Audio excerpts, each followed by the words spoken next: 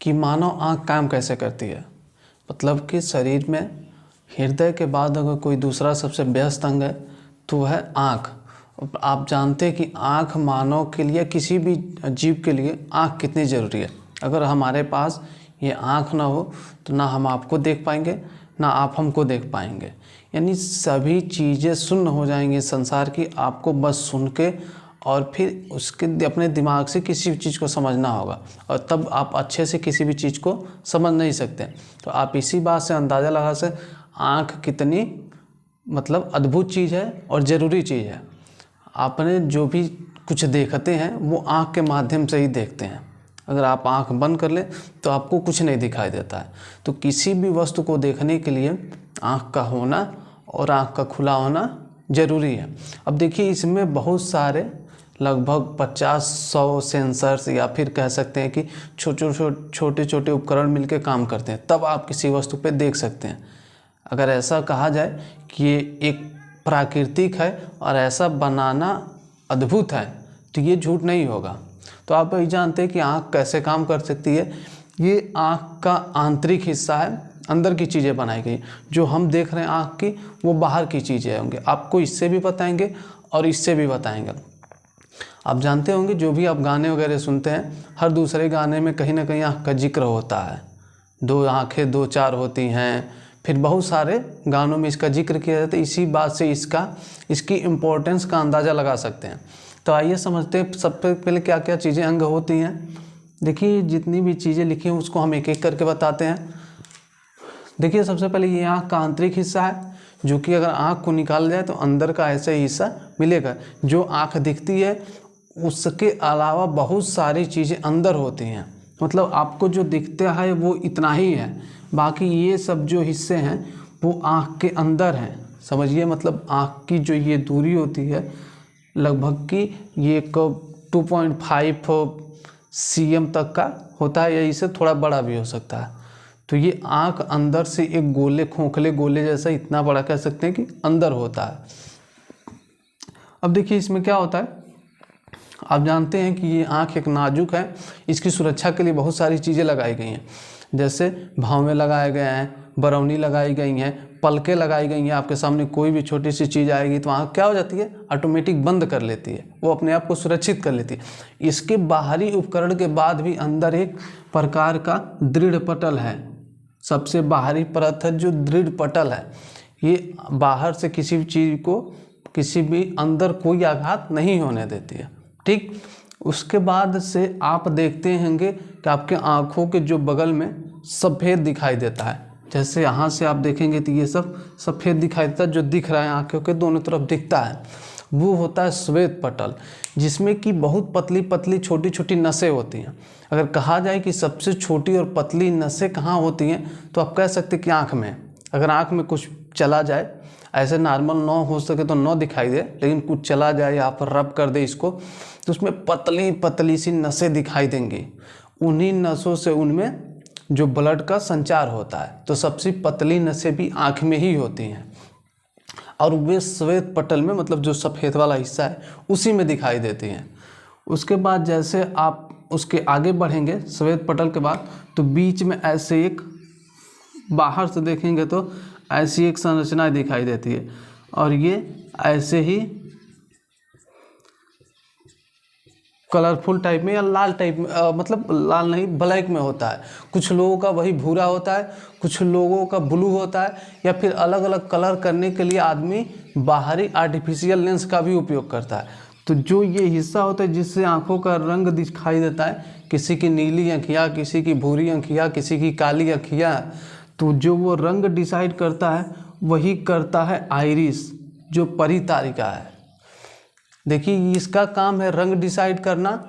यानी जिसकी काली है, मेरा काला है तो काली आँखियाँ हैं, किसी की नीली है तो उसकी नीली आँख होगी, किसी की परितारिका अगर भूरी है तो भूरी आँख होगी। अगर लेंस लगा कोई लाल कर लेता है तो लाल आँख हो जा सकती है उसकी। अब देखिए, वो ऐसे होता है। ये तो बाहर से, मतलब साइड से है, सामने से आपको ऐसे देखता है। और उसके बीच में एक और डार्क जो होता है वो डार्क ब्लैक होता है, मतलब गाढ़ा काला रंग का दिखता है। वो जो होता है वो जैसे उसमें प्रकाश जाता है, तो वो एक कह सकते हैं कि उसके प्रकाश जाने के लिए बनी होती है, तो वो आपको अच्छे से दिखाई नहीं देती है, जैसे कि वो प्रकाश को अवशोषित करती है। तो जैसे ये बाहर होता है और इसका काम है इसको फैलाना और सिकुड़ना। अगर ये फैलता है तो ये जो अंदर का ये गोला है, पुतली है, ये भी फैल जाती है। अगर ये अपने आप को ये सिकोड़ के इतना छोटा कर लेता है तो ये भी इतना छोटा हो जाता है। उसका काम ही है पुतली को फैलाना और सिकोड़ना। जब कभी आप ज़्यादा प्रकाश में रहते हैं तो ये इधर से इसको दबा के और पतला कर देता है ताकि कम प्रकाश आए, ज़्यादा प्रकाश में है तो। और कभी कभी आप कम प्रकाश में हैं, जैसे अंधेरे रूम में है, तो उसको खींच के और ये पुतली को चौड़ा करता है ताकि उसमें अधिक प्रकाश जाए, ताकि अंधेरे में भी जो कुछ वस्तुएं हैं आपको कुछ स्पष्ट हद तक दिखाई दे सके। इतना बात आप समझ चुके हैं। श्वेत पटल समझ गए, जो बाहरी का सफ़ेद हिस्सा होता है। आइरिस जो होता है, जो काला हिस्सा दिखता है जिससे रंगों का डिसाइड होता है। उसके बाद आता है उसके अंदर छोटा सा होल होता है, छेद होता है कह सकते हैं। वो होल होता है, वो पुतली बोली जाती है, उसको पुतली बोली जाती है, जिससे प्रकाश होकर आंखों में जाता है। बाकी ये बाहर के हिस्से से, बाहर के जो भी हिस्से, इस हिस्से प्रकाश अंदर नहीं जाता है। तो अब पुतली से प्रकाश अंदर गई और अंदर लगा होता है एक उत्तल लेंस, जो ये लेंस है। ठीक, अब आप जानते होंगे, अब मैंने भी आपको पढ़ाया है लेंस और दर्पण के बारे में। उत्तल लेंस का काम जानते हैं क्या होता है कि प्रकाश को एक जगह पे केंद्रित करना। मतलब अगर ये उत्तल लेंस है तो ये क्या होगा, इससे अगर कोई भी प्रकाश जा रही है तो इसको ये अभिसारित करता है, मतलब एक बिंदु पे मोड़ने की कोशिश करता है, कहीं ना कहीं एक बिंदु पे मोड़ेगा, जो भी होगा ये मुड़ेगा। इसीलिए उत्तल लेंस लगाए ताकि ये एक बिंदु पर मोड़े और फिर वो वस्तु हमको दिखाई दे। तो अब देखिए, अगर मान के चलिए इस पे जो भी प्रकाश आके पड़ते हैं, इन सब से भी डाइवर्जन, मतलब कि इन सब से भी अभिसारित किया जाता है। देखिए ये इसका आकार इस टाइप का है, जो भी प्रकाश आएगा वो अंदर की तरफ ऐसे मुड़ती हुई जाएगी। इतने दूर के प्रकाश मोड़ को ये पुतली पे देता है, पुतली इसी प्रकाश को इस लेंस पे देगा, लेंस फिर उसको अंदर की तरफ ऐसे मोड़ के रेटिना पर देता है। तो आप समझिए उत्तल लेंस पे प्रकाश पड़ी, उत्तल लेंस इसको मोड़ेगा और इस पे देगा। अब उत्तल लेंस में भी एक काम होता है। उत्तल लेंस, ये शीशे का लेंस तो आँख में लगाया नहीं जा सकता, शीशे का लेंस तो हो नहीं सकता है। वो लेंस एक प्रकार का तरल पदार्थ का ही होता है, लिक्विड जैसा पदार्थ है उसी का है। वो मुड़ सकता है, खींच सकता है, उसको तेज से निकाल के दबाएंगे तो फूट भी सकता है। तो ये लिक्विड का होता है, मान के चलिए कि पारा जैसा गाढ़ा लिक्विड होता है जो प्रोटीन होता है। अब ये काम करती है, ये सिलियरी मांसपेशियां हैं, सिलियरी पेशियां बोला जाता है, पश्चिमाभि पेशियां हैं। ये इसको पकड़ी रहती हैं दोनों तरफ से, अगर नहीं पकड़ी तो गिर जाएंगे। ये पकड़ी रहती हैं, इसको यहीं पे स्थिर रखती हैं। इसके साथ इनका एक और काम है, अगर मान के चलिए कोई दूर वस्तु है और अगर इसका प्रतिबिंब इधर ही बन रहा है, इधर ही मिल जाए, तो ये लेंस को खींच देती हैं। लेंस को ऐसे मान के चलिए इतना बड़ा है तो इसको खींच के और पतला कर देंगे, ऐसे कर देंगे। तो ये ऐसे खींच के पतला कर देंगे तो उसकी फोकस दूरी बढ़ जाएगी। तो जो प्रकाश अगर यहाँ मिल रही थी वो प्रकाश अब खींच दिया, बड़ा हो गया, तो ये जाके यहाँ मिल जाएंगे तो वस्तु हमें दिखाई देगी। इधर मिल जाएगी तो वो दिखाई नहीं देगी। यही केस होता है, कोई वस्तु बहुत नज़दीक है तो उसका फिगर पीछे जाके बनता है, मतलब यहाँ आके मिलती हैं, ये मिलती नहीं है, ऐसे चली जाती हैं। तो इसका काम है, तब ये इसको दबा देता है, मतलब दबा के गोल कर देता है, इसकी फोकस दूरी बढ़ जाती है, तब ये यहाँ आके मिलती हैं। तो कह सकते हैं कि लेंस की फोकस दूरी को बढ़ाना और घटाना किसका काम है, तो वह है सिलियरी यानी पश्चिमाभि पेशियों का काम है। इसकी खींच को फोकस दूरी को बढ़ा देंगी और उसी को दबा के फोकस दूरी को घटा देंगे। ठीक, ये भी समझ चुके हैं। अब ये घटा बढ़ा के एक जगह पे लाती हैं, ये नहीं कि कहीं भी भेज दे तो बनेगा, नहीं। एक जगह होता है जो एक, ये मान के चलिए कि पर्दा होता है, एक पर्दे का काम है।